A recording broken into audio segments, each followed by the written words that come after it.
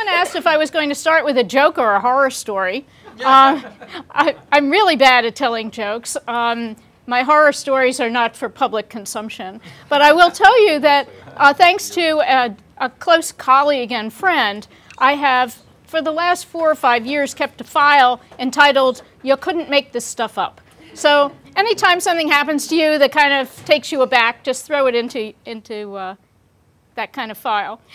So we're going to circle back a bit to Regina's talk, and I'm going to give you a little more information about the study that we did at Illinois, and then I'll take you through phases 2 and 3 in a little more detail. So this just represents the kinds of traditional approaches we've taken to learning about our library users. And I think Don and Bruce both reviewed these kinds of methods that we use to gather information about our users, from surveys and focus groups and use logs and all those other kinds of things that we're all used to doing. So when we set out to do the ROI study at Illinois, we really wanted to try to get some firm number. We knew that we wouldn't really know what that number meant because we'd have nothing to compare it to, but at least it would be a start.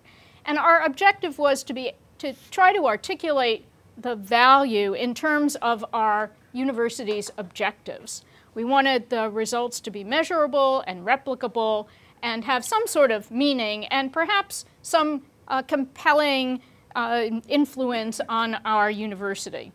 That didn't work out, the last thing. But because I chose not to use it, and I'll talk about that in a little bit.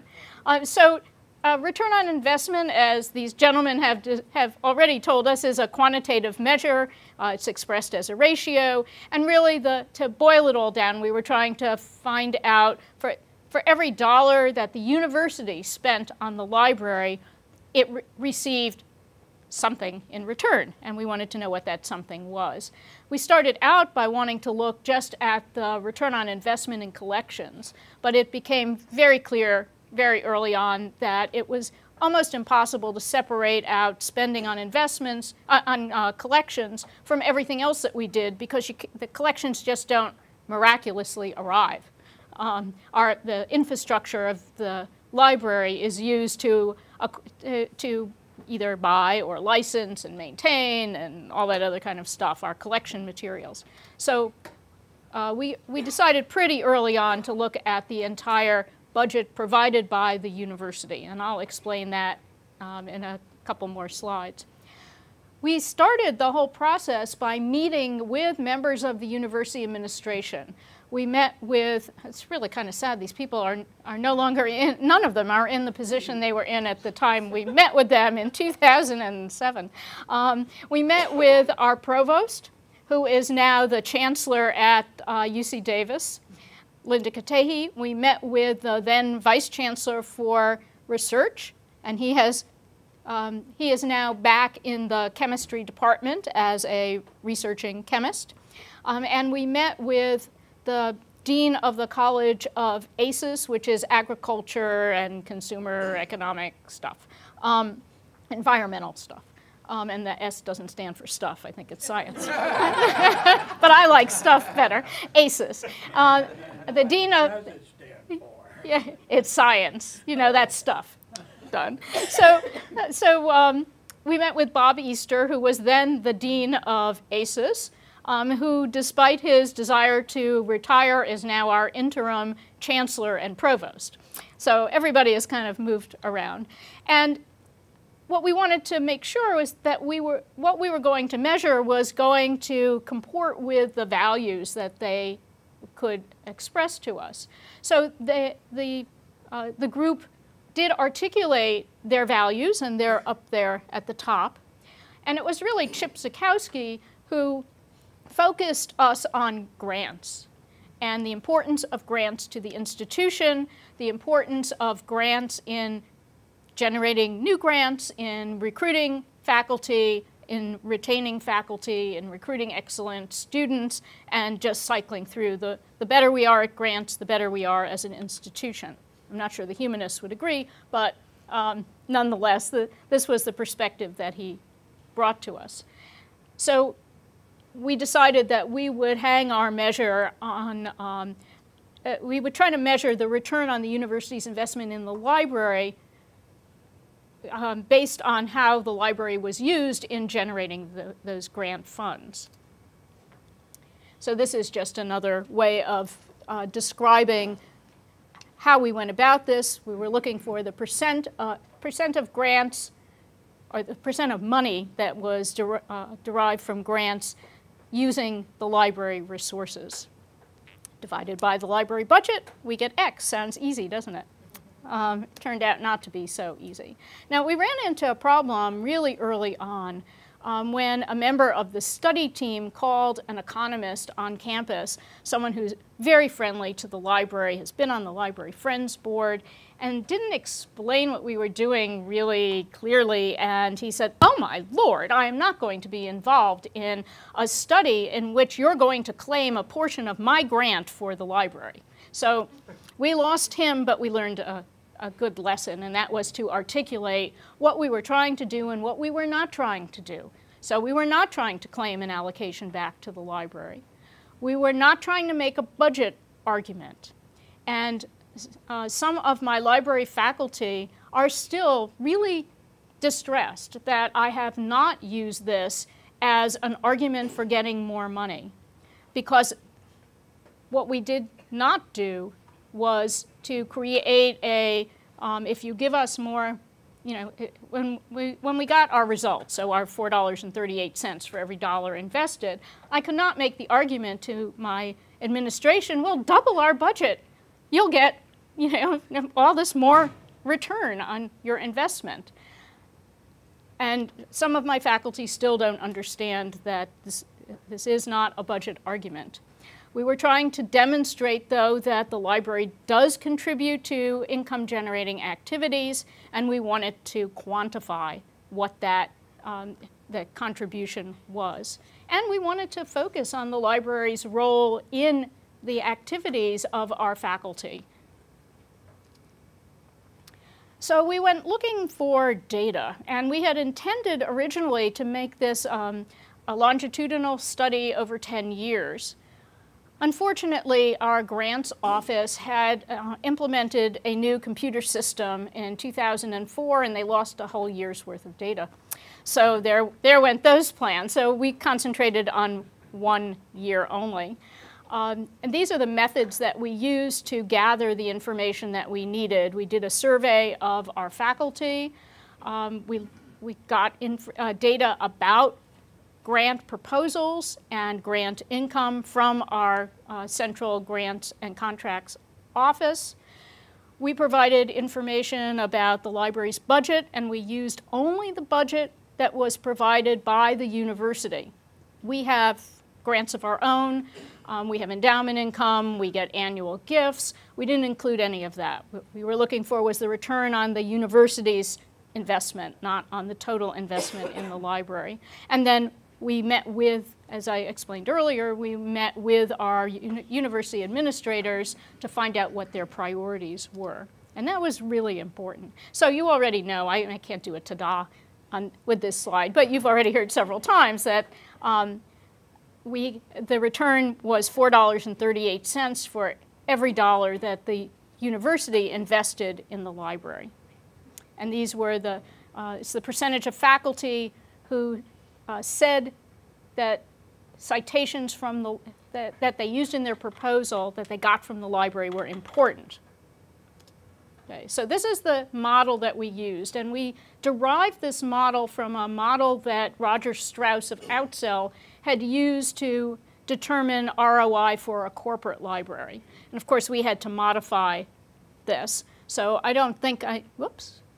Now this is odd. No, oh, you're doing it. Okay, sorry. I'm busy doing this. I didn't have to. Okay, so these are the details of the numbers that we plugged into the model. So, yeah, okay, so mine is going nuts here. But anyway, this is very strange. Are you doing this, or it's just doing it on its own? Doing it on its own. Okay, it just crashed. That's fine. I'll just look at this one. These are the numbers. At this point, I mean, this was several years ago. I don't think the numbers are really important, but you can see the formula here. And for any of you who are really interested in the details, and there are many more details, I have given a number of presentations and written a number of articles about this. So in addition to the white paper that Elsevier produced that was written by Judy Luther, you can go to our institutional repository. It's ideals.illinois.edu and just search under my name and you'll find tons of slides and written presentations, and you know, they're all kind of the same, but some have many more details than the others. So let's see what comes next, because I haven't memorized all of this.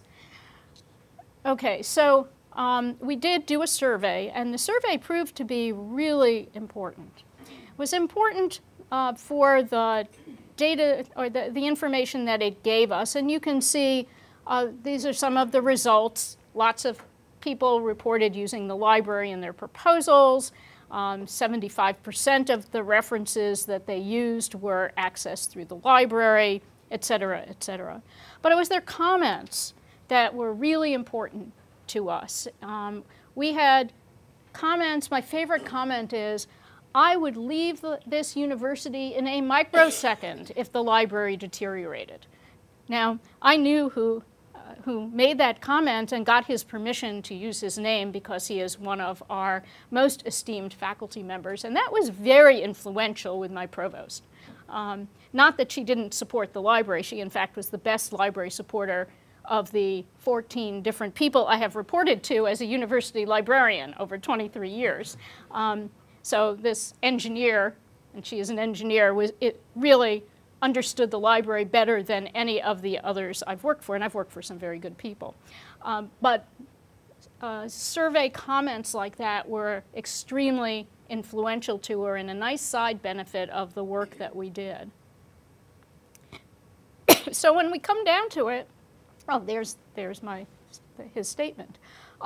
We could prove that we measured up to the administration's value. Our faculty were here because of the value of the library. They were reading more articles. They were doing all the kinds of things that we hoped that they would do using the library. So I'm going to move on now to phase 2, which, as Regina explained, was a replication of the study in 8 libraries in 8 countries. And as you can imagine, even though I can imagine as well since I wasn't involved in this study, the study presented a number of challenges because it looked at institutions that were in universities that had very different cultures than a typical American research university, in countries that had different cultures and values and different grant infrastructures. And it included an array of types of institutions, not just research institutions, but teaching institutions. So I think the results are quite interesting. And we did continue to focus on ROI for grants, and identified the similarities and differences across countries and institutions, and did demonstrate that the model was replicable, which was kind of nice. So broad findings here. For research universities that are science, technology, and medicine strong, they had the highest return on investment, and it ranged all the way up past 15 to 1. So that was not, that was pretty predictable, not the numbers, but that they would be the group with the highest return on investment.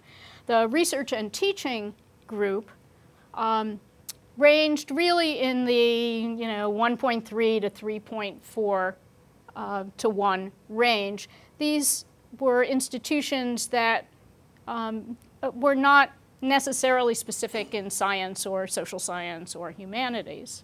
And then institutions that really did mostly teaching were under 1.1. So a wide array, which was also, at least to me, kind of comforting that the model wasn't rigged so that any grant would get you 4.38 or whatever. And actually, the formula was changed slightly, and it upped our return to about 5 to 1. A number I've actually never used with anybody, but that's okay.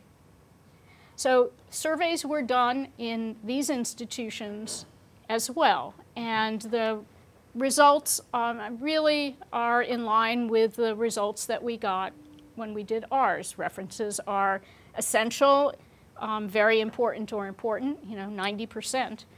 The average number of citations per proposal was about 15.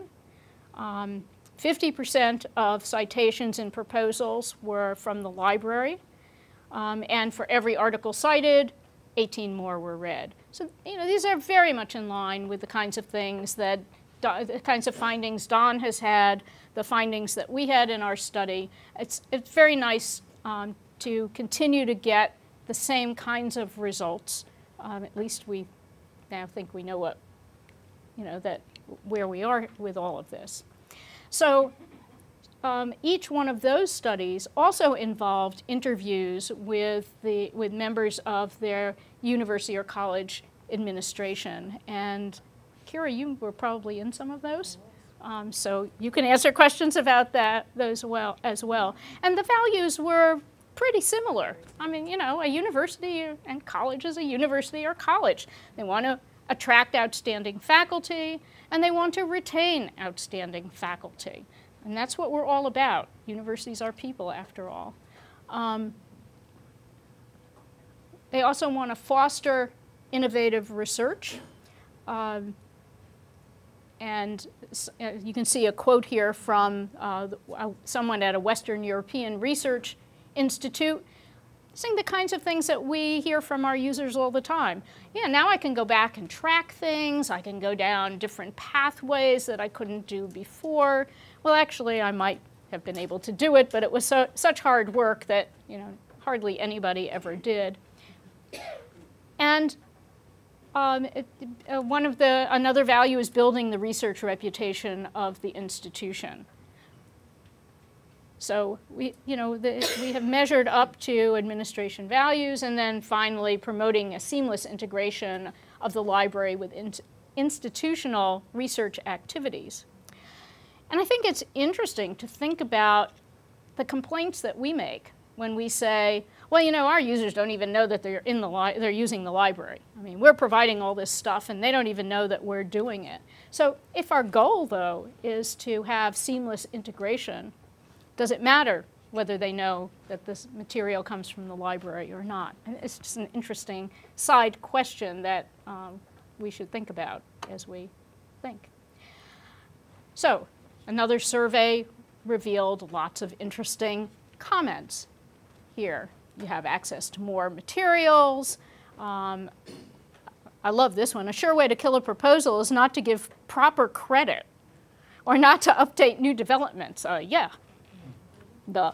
But basically, the comments in the surveys were all quite consistent from one institution to another.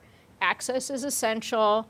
I wouldn't be able to get my grants if I didn't have easy access to the literature, because the granting agencies require that I show that I know the literature and I've made a case for why I need money to add to that literature. So this is a summary of phase 2.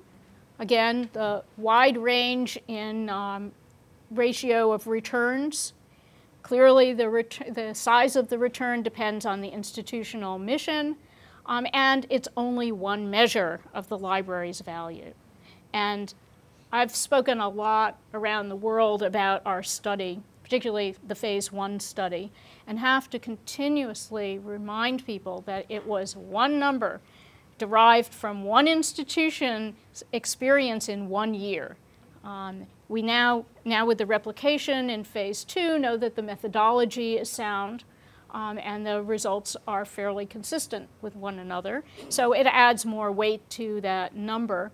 It will be really interesting to see as university investments in their libraries decrease during this budget time, how that changes, or if that changes the ratio, if the ratio stays consistent. Okay, so Regina showed you this slide before phase 3.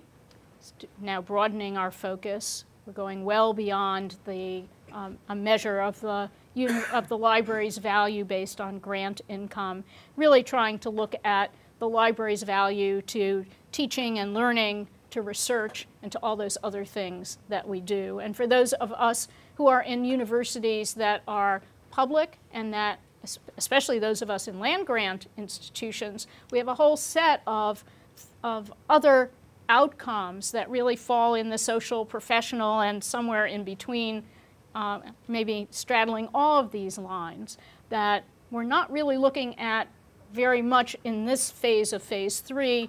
I don't know whether we'll actually get to those or not, because we're just a subset of the total, and maybe that's a phase 4. We'll see. Okay. And this is just another way of showing how some of our new activities cut across these various Broaden missions that we're now going to look at.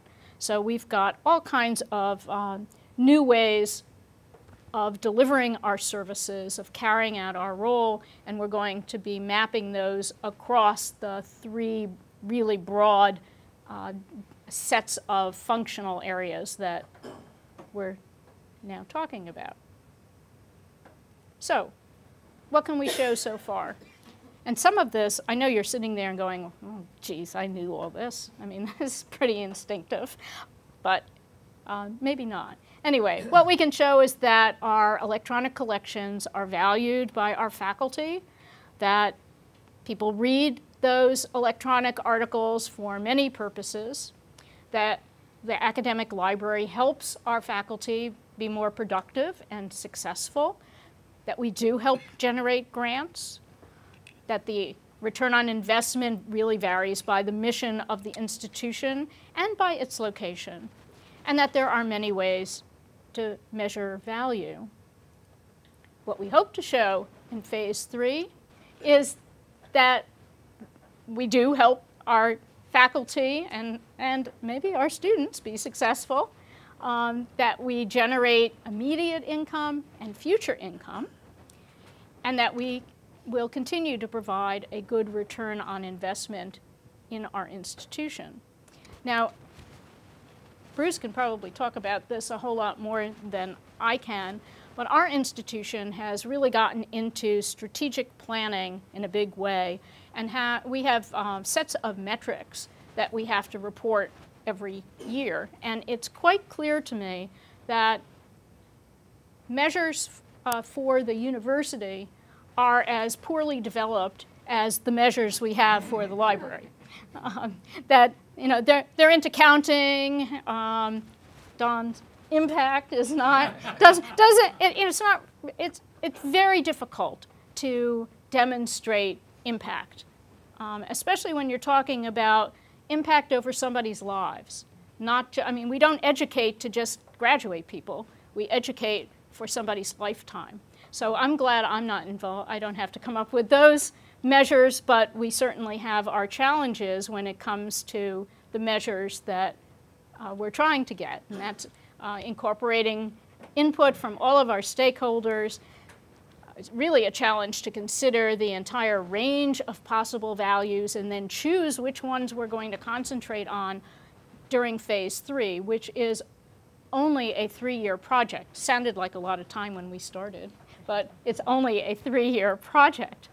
And then to develop tools that are transportable so that we can all use the tools that we've developed as a part of this project. So that's quite an interesting set of challenges, shall we say. So just some final thoughts on measuring value, about tying what you measure to your university's mission. that really no one method stands alone, and I think both Bruce and Don demonstrated that this afternoon, that we need a panoply, a whole array of methods to measure our value, and that increased and enhanced access to our information increases the library's value to the university. Again, one of those duh moments.